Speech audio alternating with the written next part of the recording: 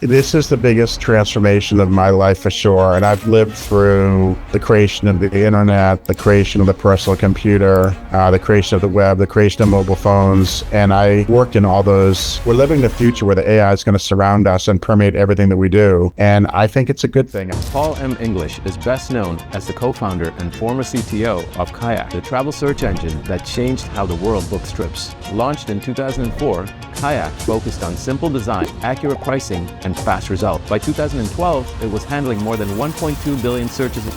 But the fact that I made $25,000 when I was I think 16 years old was mind-boggling to me. And that made me think that, maybe there's something in this computer stuff. Right after college, I worked for an electronic document company called Interleaf. That was a really formative time in my life. So I really grew up as a programmer. After then, it just been a string of startups. And then after I left, I met Steve Hafner one day by chance. Steve was one of the founders of Orbitz, and he had the original idea for Kayak. What were some of the early challenges? So we raised $7 million in total for the Series A. We were blowing through that money quickly during the first year. I made a couple of tech decisions that ended up being disasters. I lost 9 months, had to redo it, rebuild everything in Boston. What do you think is that quality in entrepreneurs? I think to be successful, the first thing you need is a work ethic.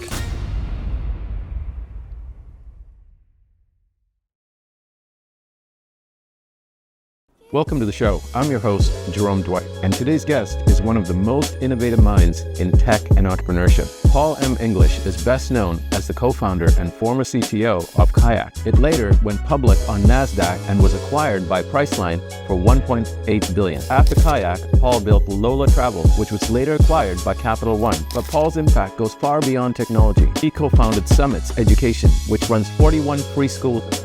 From coding in small Boston offices to building billion-dollar companies. Paul's story is about curiosity, empathy, and purpose. This episode is packed with lessons on building products people love, leading with heart, and turning ideas into a movement. Let's go.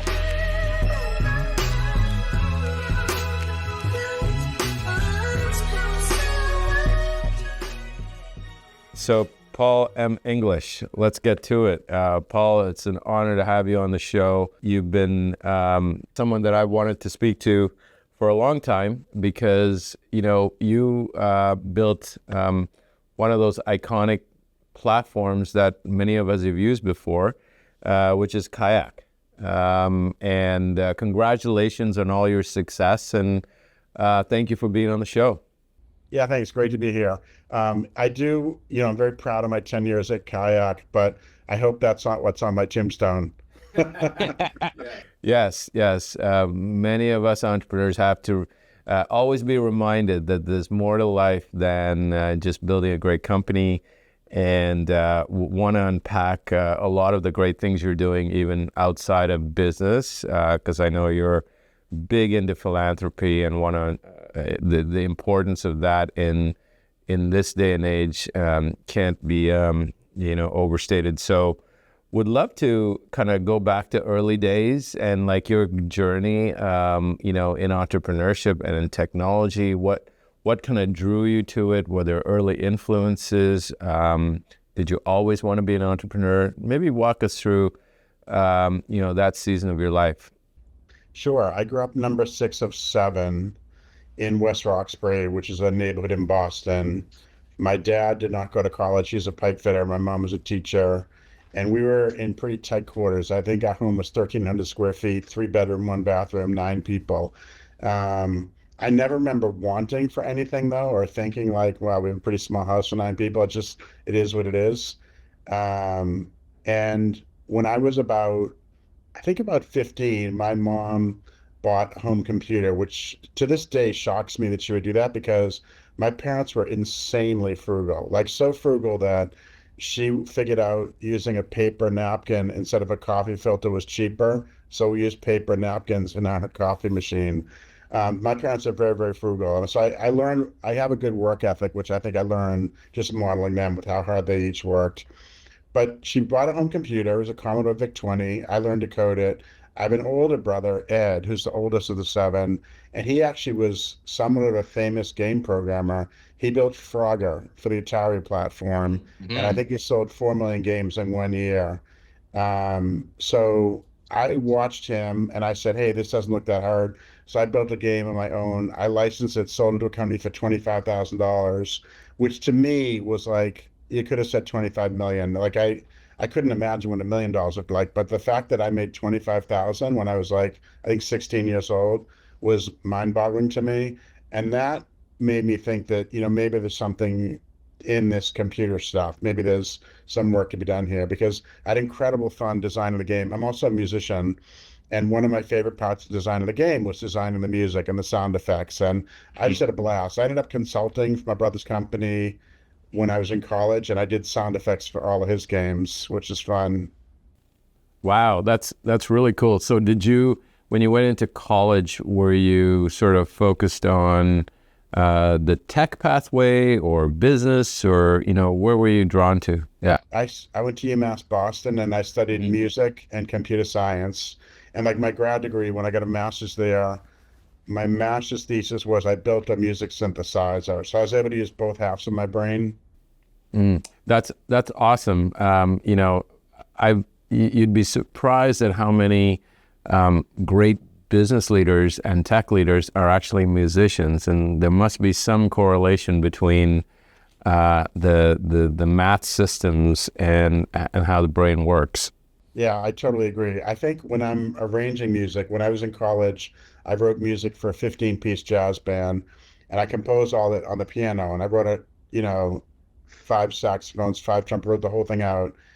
And arranging music, thinking in your head of the harmonies and the melody and the counter melody and the bass and putting it all together in your head, to me, feels like writing computer software. It feels like I'm using the same part of the brain, actually. Yeah. So you come out with a computer science degree, still relatively, early in your career, and then walk us through the big milestones that get you to the idea to launch Kayak in 2004.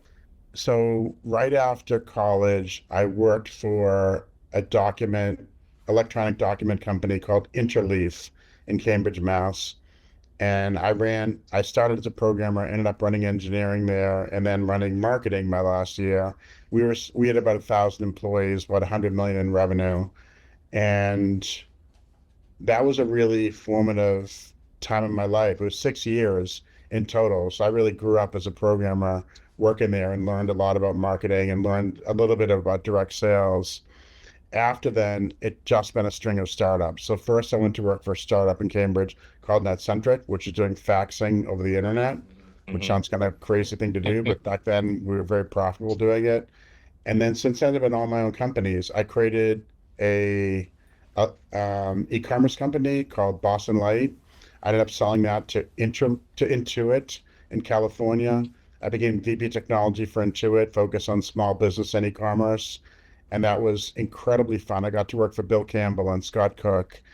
And then after I left Intuit, I met Steve Hafner one day by chance. Steve was one of the founders of Orbitz, and he had the original idea for Kayak. He wanted to build, rather than a store that sold travel, he wanted to build just a search engine where you search. It hits every other site. When you find what you want, you then click the link on Kayak, you go to the other site and you buy it there. That was the original concept.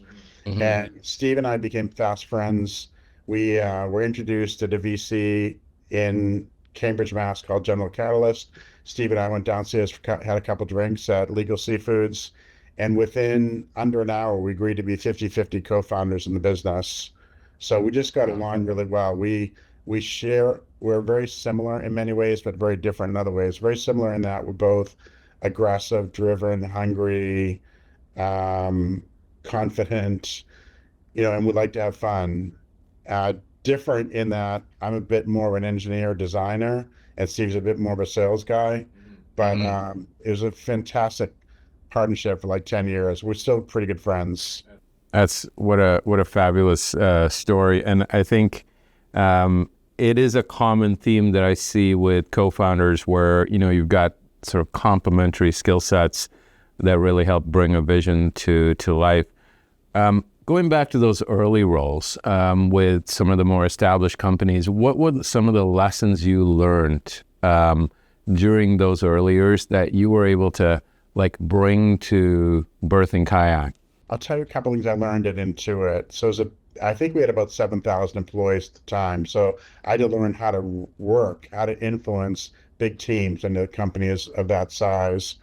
I'll think of a few lessons I learned there. One, Larry Ellison had a startup. Larry Ellison of Oracle had a startup that he wanted Intuit to buy.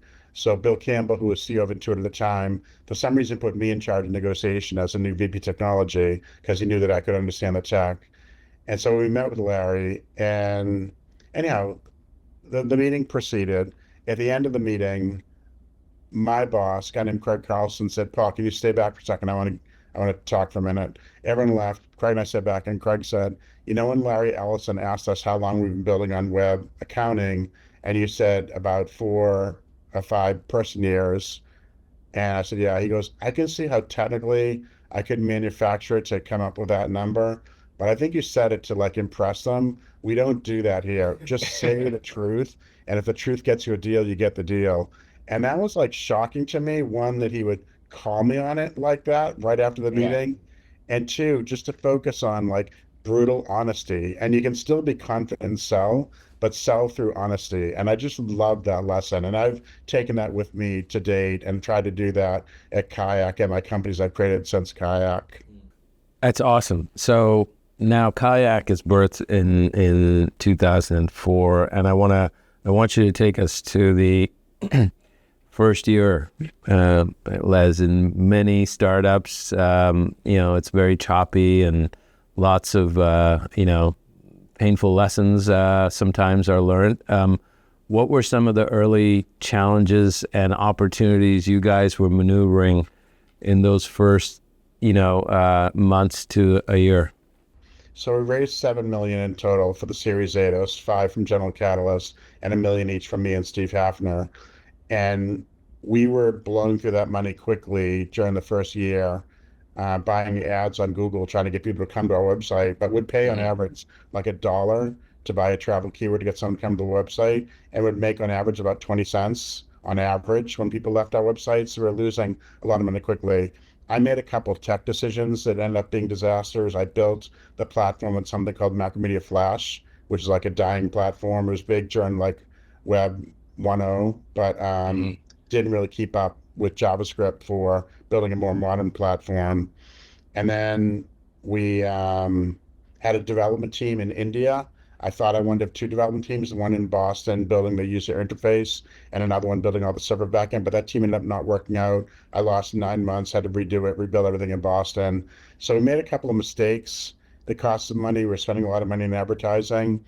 But the thing that did happen in the first year, it took us probably almost an entire year, maybe a little bit more than a year, is we started getting free traffic. People would come back to Kayak, would buy them the first time, but the next time they looked in a shop, they wouldn't click on an ad. They come directly to Kayak, or they tell their friends about us. So we're starting to get the magic of self-directed traffic.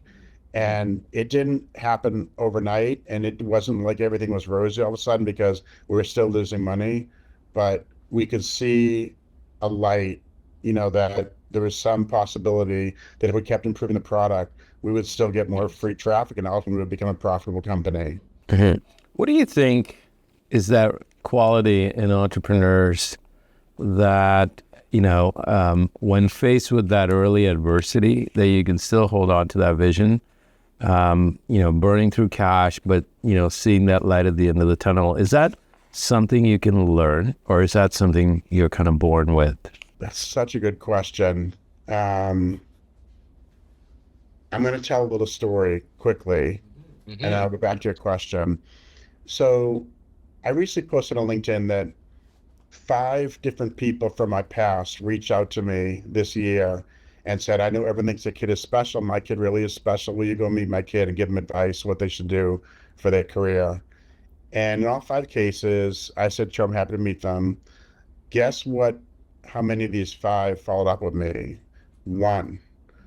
And so what I'm wondering is, what happened to the other 4 kids? Like, what, did I not have an impressive enough background that they thought I couldn't help them? I don't know what it was, but I think to be successful, the first thing you need is a work ethic, and you need to, like as parents, we need our children to fall down and fail and pick themselves up again and to do Mm, something on their own, and we shouldn't be helping them with everything. mm, So my parents, because they had 7 kids, they didn't have a lot of time for one-on-one time with each one of us. We had to figure stuff mm, out on our own or with our siblings. I became very team focused as a sibling because we played games together with, we practically were a baseball team with the 7 of us. And for my companies, like for Kayak, when we were about a year old, we had a board meeting and walking the night before Steve and I met for dinner. And he said, I don't know if we're going to make this work. We're just losing too much money. I don't know if being a search engine is ever going to work. I remember saying to him with a complete confidence, I said, I don't know if we'll be a travel company when we're done, but I guarantee you this team will build a really successful company. I just had such confidence in the team. We recruited some really unusual people and they just liked each other and liked working together. So I mm, had confidence in the team. I know through picking myself up as a kid that I could pick myself up again if we did fail. And we just kept working at it. And eventually, one of the other good things, if you're a good recruiter and you have a really, really good team, as a leader of that team, one of the things you need to do is be vulnerable. So if something's not going well, rather than hide it, you just tell people. And if you have a mm, great team, they'll pick up where you're falling down. mm, So that certainly was the case at Kayak. We had a number of individuals on the team who picked up when Steve and I were making mistakes. Hmm.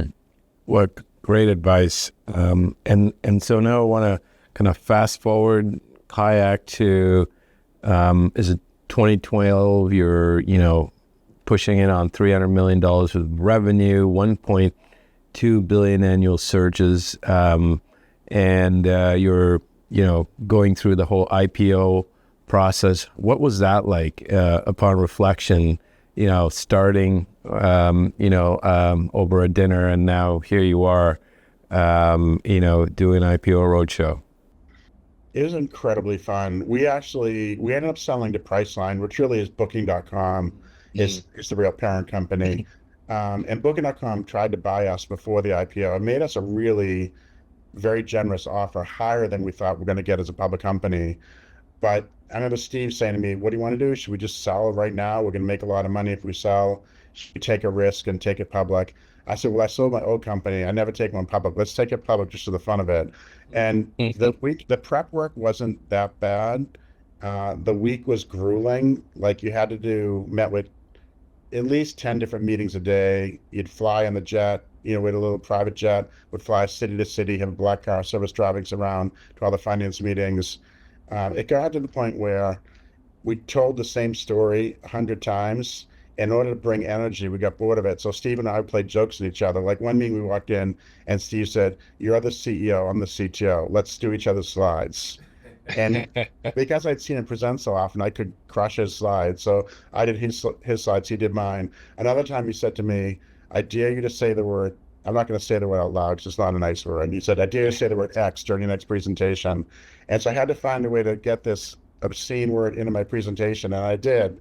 And we just did like just different pranks during the week to lighten it up. But it was an mm, incredibly fun experience.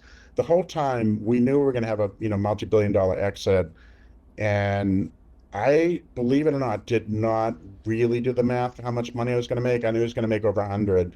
I didn't know how much exactly I was going to make. However, I did the math how much my assistant would make.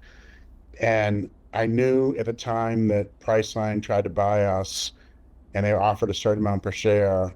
I did the math times her number of shares, and I'm like, okay, we're at the point now where she can buy a house. So that Wow. felt good to me. Mm. I love that you are clearly a man driven by values beyond just your personal gain. I want to switch to that because you've spent a lot of time in philanthropy, and I want to hear a bit about what's driving you now in terms of the the initiatives you're involved in, and where your heart is. I've started 5 nonprofits. I'm on 8 nonprofit boards. Um, the 5 that I started was I ran a school system in Haiti. I have 40 schools and 10,000 students. Plus, we feed 80,000 kids a day. I started something called the Winter Walk for Homelessness. I've done it in 9 years. Last year, we had 4,000 walkers in Boston. We're going to be in New York, Central Park. I believe it's on December 9th this year. We did Chicago. Next year, we hope to do Detroit, Seattle, San Francisco, and we're really trying to create a movement about what do we need to do. What's the ethical thing to do with homelessness? You can't arrest people and throw them in jail. What's the right way to deal with addiction issues and mental health issues, which are largely the two things that plague the population who lives in the street? So there's been a lot of energy with that.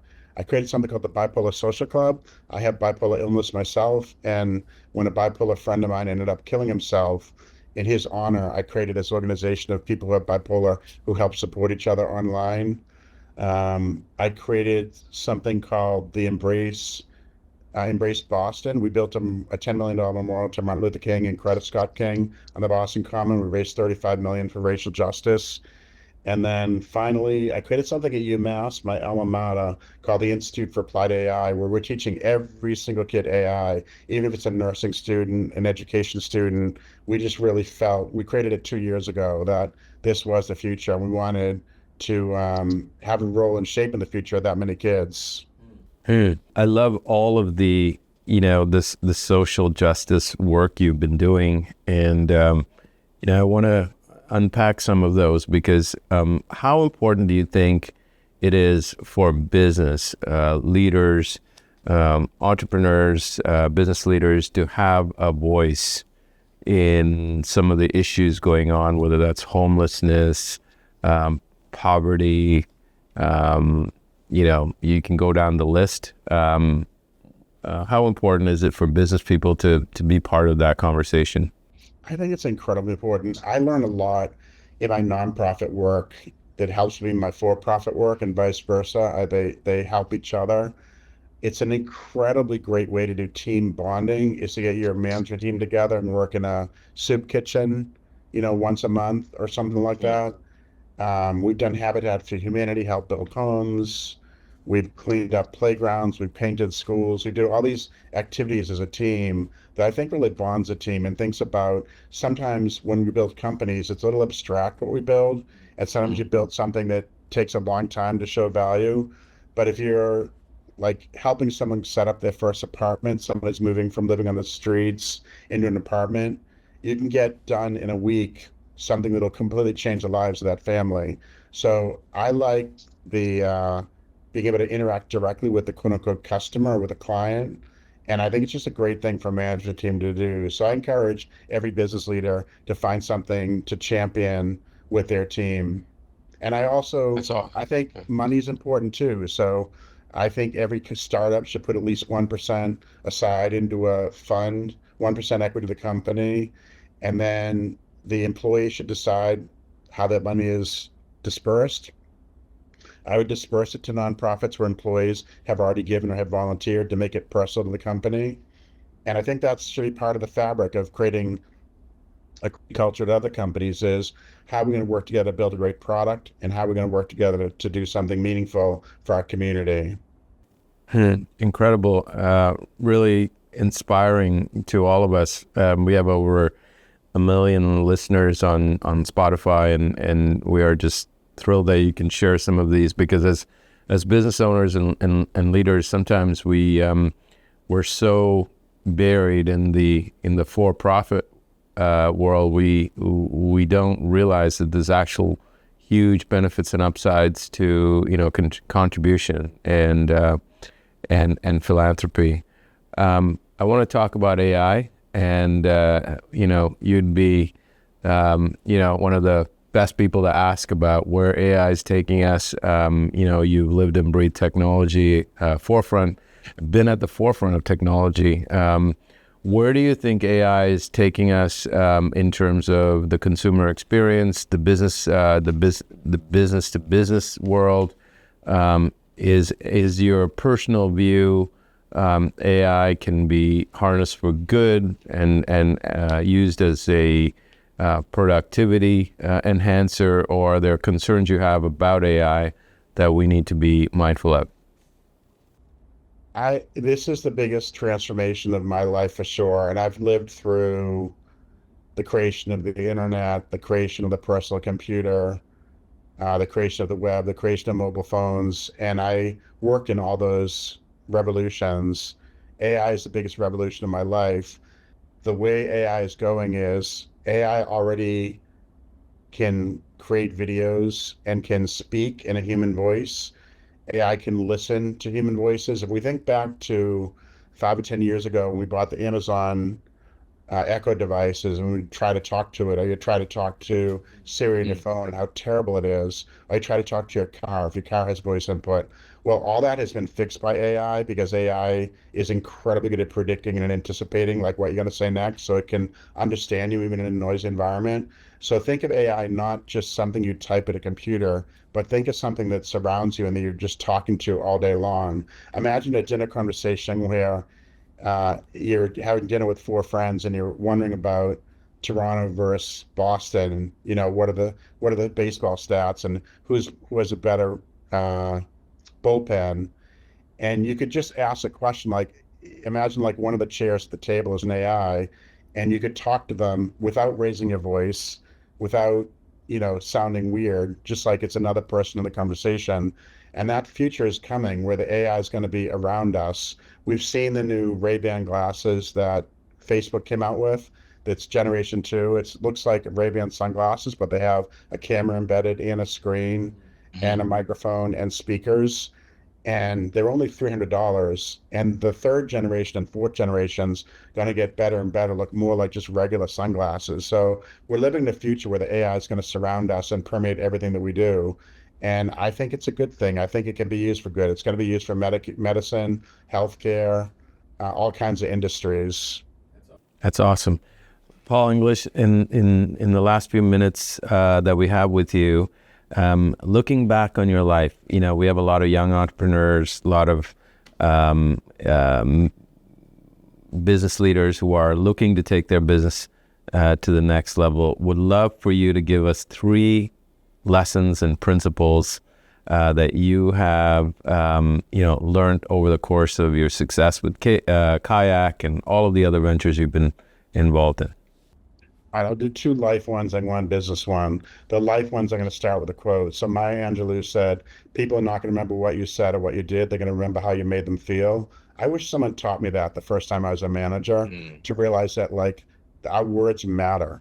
What we say matters. What we say to a child matters. What we say to a colleague matters. And just choose your words carefully and be encouraging and get people excited and convince them, give them confidence, show them that they can do it. Just be a positive force. The second quote I think of is attributed to Banksy, but I think it may have been said before Banksy, which is, we all have 2 deaths, the day we draw our last breath and the last time someone mentions our name. Think about that, and think about the last time someone mentions your name. Is that going to be 20 years after your death, 50 years after your death, 100 years after your death? And what are they going to say about you? And then think about where you are today. And if you really want to achieve the thing that you're going to be remembered for, are you doing the right stuff today to get there? Like, what's the arc of your life? What's your journey? And the biggest thing we can do to change the arc of our life is, they say you're the average of the 5 people you spend the most amount of time with. So be very careful about who you hang out with. If you want to be like a spiritual leader, hang out with people who are spiritual, or religious, or whatever it is you're looking for, and share your goals, your long-term goals with your closest board, and have them help you get on that journey. And the last thing for business, I would just say, Kayak never would have had a $2 billion exit if we didn't have the first 5 people we hired. Every one of them made that company successful. And if we just missed one of those people or 2 of those people, we would have had a much different outcome, a much worse outcome. So your success of your company matters enormously based on the first 5 people you hire. Wow, really powerful words of wisdom. Paul M. English, we're going to have you back for a part 2. This was awesome. You are such an inspiring voice, and truly an honor to have heard your story, and I look forward to having you back on the show. All right, sounds great. Look forward to meeting in person too. Thank you. Thanks, Paul.